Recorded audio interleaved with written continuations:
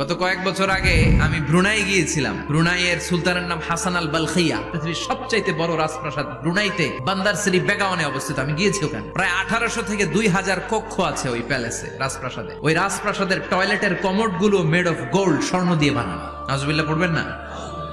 এই হাসান আল বালখিয়া নিজে বিমান চালায়। ওর সংগ্রহে 500টা রোলস রয়েস লাক্সারিয়াস কার আছে। রোলস রয়েস গাড়ি হচ্ছে one of the luxurious car in the world. Car ব্র্যান্ডের মধ্যে যত দামি কার ব্র্যান্ড আছে এর মধ্যে রোলস রয়েস একটা, যেগুলোর দাম কমসে কম এদেশের টাকায় 8 কোটি থেকে 10 কোটি টাকা। স্বর্ণেরও গাড়ি আছে, তার স্বর্ণের পালঙ্ক আছে, আমি দেখে এসেছি। পোরশে, ফারারে, লাম্বরগিনি, এই টাইপের যে ব্র্যান্ড গুলো আছে, অভাব নাই।